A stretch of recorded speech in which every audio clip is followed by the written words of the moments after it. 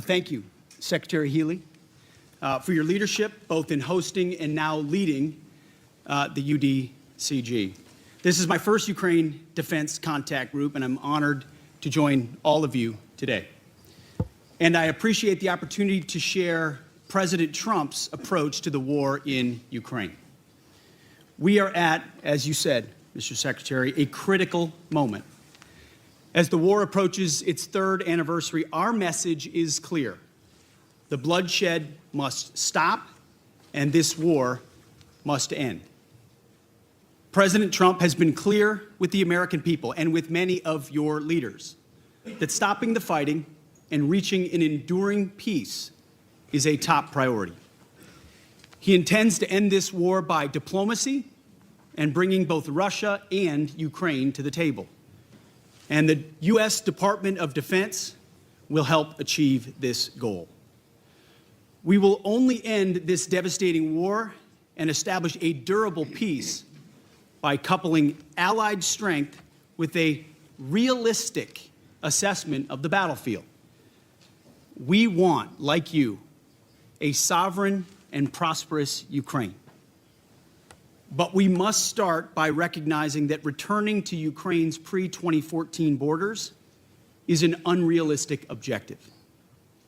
Chasing this illusionary goal will only prolong the war and cause more suffering. A durable peace for Ukraine must include robust security guarantees to ensure that the war will not begin again. This must not be Minsk 3.0. That said, the United States does not believe that NATO membership for Ukraine is a realistic outcome of a negotiated settlement. Instead, any security guarantee must be backed by capable European and non-European troops. If these troops are deployed as peacekeepers to Ukraine at any point, they should be deployed as part of a non-NATO mission, and they should not be covered under Article 5. There also must be robust international oversight of the line of contact.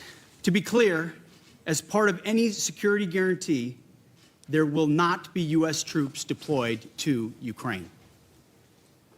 To further enable effective diplomacy and drive down energy prices that fund the Russian war machine, President Trump is unleashing American energy production and encouraging other nations to do the same. Lower energy prices, coupled with more effective enforcement of energy sanctions, will help bring Russia to the table.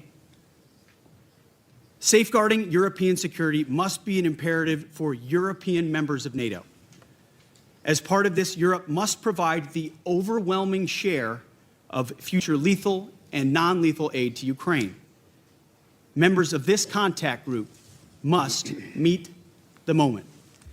This means donating more ammunition and equipment, leveraging comparative advantages, expanding your defense industrial base, and importantly, leveling with your citizens about the threat facing Europe. Part of this is speaking frankly with your people about how this threat can only be met by spending more on defense. 2% is not enough. President Trump has called for 5%, and I agree. Increasing your commitment to your own security is a down payment for the future, a down payment, as you said, Mr. Secretary, of peace through strength. We're also here today to directly and unambiguously express that stark strategic realities prevent the United States of America from being primarily focused on the security of Europe. The United States faces consequential threats to our homeland. We must and we are focusing on security of our own borders. We also face a peer competitor in the communist Chinese with the capability and intent to threaten our homeland and core national interests in the Indo-Pacific. The U.S. is prioritizing deterring war with China in the Pacific, recognizing the reality of scarcity and making the resourcing trade-offs to ensure deterrence does not fail. Deterrence cannot fail for all of our sakes. As the United States prioritizes its attention to these threats, European allies must lead from the front. Together, we can establish a division of labor that maximizes our comparative advantages in Europe and Pacific, respectively. In my first weeks as Secretary of Defense, under President Trump's leadership, we've seen promising signs that Europe sees this threat, understands what needs to be done, and is stepping up to the task. For example, Sweden recently announced its largest ever assistance package. We applaud them for committing $1.2 billion in ammunition and other needed material. Poland is spending 5% of GDP on defense already, which is a model for the continent. And 14 other countries are co-leading capability coalitions. These groups are doing great work to coordinate Europe's contributions of legal assistance across 8 key capability areas. These are first steps.